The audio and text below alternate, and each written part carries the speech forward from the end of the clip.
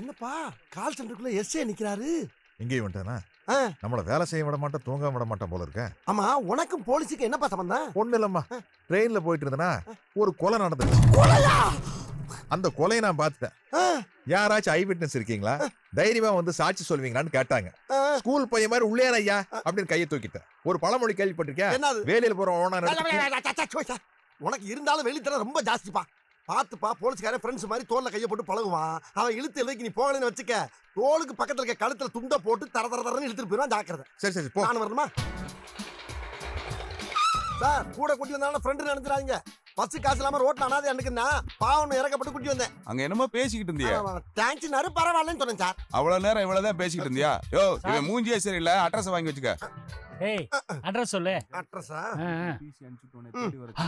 10 ரூபாயா சொன்னாங்க. நீ போ, நான் பாத்துறேன். சும்மாயா வேஸ்ட். எனக்கு ஒரு போன் இருக்குல்ல, அதுக்கு போன் பண்ணா நான் வந்து பார்க்க மாட்டேனா? ஏன் வீட்டுக்கு வரக்கூடாதா? எங்களுக்கு தேவைப்பட்டா தேடி வருவான். அதுக்காக அங்க போகாத இங்க போகாதன்னு போலீஸ்காரனை நோண்டி பார்க்காத. சார், போலீஸ்காரங்க எல்லாம் வீட்டுக்கு வராங்க, வீட்டை காலி பண்ணி ஹவுஸ் ஓனர் ஏற்கனவே கத்திட்டு இருக்காங்க சார். எங்களுக்கு ஹார்பர்ல பிரச்சனை இருக்கத்தாயே செய்யுது, அதுக்காக. சரி சார், வந்த விஷயம் என்ன சொல்லுங்க. நாளை காலையில ஹார்பருக்குள்ள கூலி தொழிலாளி மாதிரி வேஷம் போட்டு போய் அங்க வேலை பாக்குறவன்ல யாராவது கொலை செஞ்சவன் இருக்கானான்னு பாத்துட்டு வா. அதெல்லாம் முடியாது சார். போலீஸ்காரன் எடுத்து பேசுறா? இனிமே சாவகாசம் ஆகாதியா. இன்னைக்கு ஒரு நேரத்தை ஒதுக்கி வம்பு சண்டை இழுத்து அப்படியே கட்டி பண்ணி உண்டு அப்படியே கட் பண்ணிக்கிற வேண்டியதான். பகல் ஒழுங்கா தூங்கினா தான் ராத்திரியில் நல்லா வேலை பார்க்க முடியும். நீங்க ஏதாச்சும் சொல்லுங்க, சாயந்தரம் வந்து பாக்குறேன். எதியா உன் வேலை என் வேலை? இந்த ஒரு கேசத்தை நான் டீல் பண்ணிக்கிட்டு இருக்கேனா? எத்தனை கேஸ் நான் டீல் பண்ணிக்கிட்டு இருக்கேன்? நாளை கால் நீ ஹார்பருக்கு போற. யோ கான்ஸ்டபிள், இவரை நாளைக்கு நீ கூட்டு போற. Yes sir.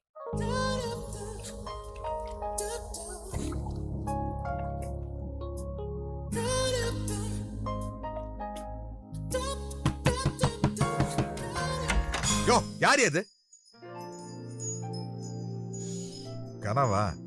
சரி சரி சரி சரி சரி.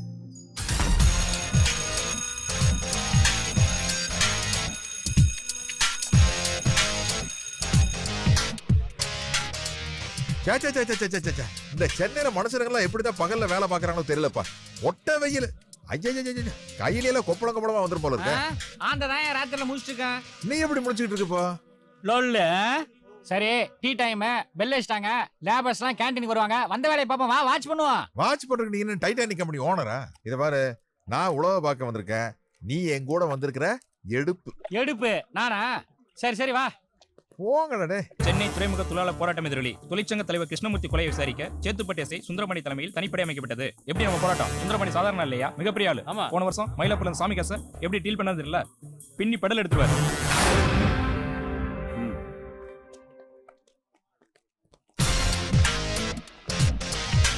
மாப்பிள்ள, கிருஷ்ணமூர்த்தி என்னமோ சத்தியசீல மாதிரி பேசிட்டு இருக்காங்க. ஆமா ஆமா, அவன் பண்ணிட்டு இருந்த அக்கிரமம் நமக்கு தெரியாதா என்ன?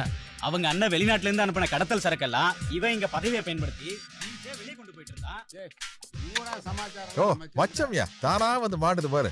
புடிச்சு கொண்டு போய் உன் முதலாளி சுந்தரவாண்டி முன்னாடி நிறுத்து. முதலாளியா? இன்ஸ்பெக்டர்னா முதலாளி தானே. அப்ப நீ வரலையா? யோ, இந்த ஆளை பிடிக்கிறது காக்கா பிடிக்கிறதுல எடுபிடிக்கிறோட வேலையா? புரியலையா? தாங்க எடுபடின்னு தொண்டர்களுக்கு புரியாம இருக்கிறதுனால தான் நாட்டுல இத்தனை தலைவர்கள் இருக்காங்க. பாலிடிக்ஸ் லாஜிக் என்னென்னவோ சொல்றாரு, புரிய மாட்டேங்குதே. உங்களுக்கு என்னென்ன தெரியுமோ அதெல்லாம் சொல்லுங்க, உங்க பேர் வெளியே வராது. யோ கண்ணன் சார், இவங்க என்ன சொல்றாங்களோ நோட் பண்ணி வையே, பின்னாடி யூஸ் ஆகும். Okay sir. ஆமா, ஜேம்ஸ் அங்க இருந்தே போயாச்சா? இவங்க கிருஷ்ணமூர்த்தியை பத்தி தப்பா பேசுறாங்கன்னு கையை காட்டு போயிட்டார் சார். சார், இவனுங்க நைஸா பேசி தள்ளிட்டு வரதுக்குள்ள போதும் ஆயிடுச்சு சார். Good morning sir. என்ன ஜேம்ஸ் சார், ஊரே மாத்திலாம் முடிவு பண்ணிட்டீங்களா? இல்ல சார், வீட்டை காலி பண்ணிட்டேன். பின்னாடி சார், எப்ப பார்த்தாலும் வீட்டுக்கு போலீஸ்காரங்க வந்துட்டு இருந்தாங்கன்னா ஹவுஸ் ஓனர் சும்மா இருப்பானா?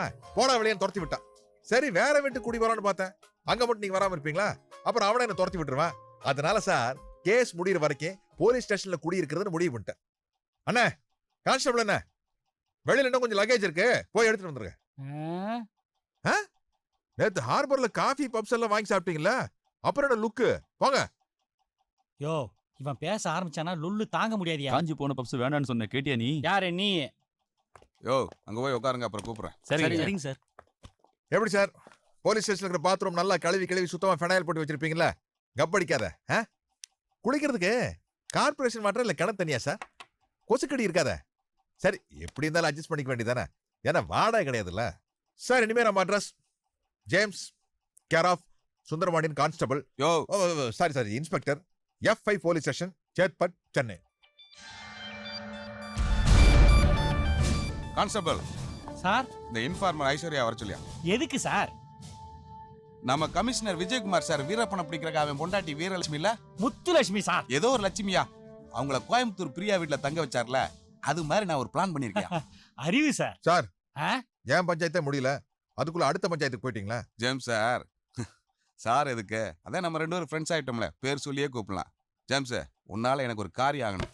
சொல்லு சுந்தரபாண்டி. ஆரம்பிச்சிட்டான்டா. அந்த பொண்ணு வரட்டும், மொத்தமா சொல்றேன். யோ, அந்த பொண்ணு எங்க இருக்கான்னு போய் பாரு.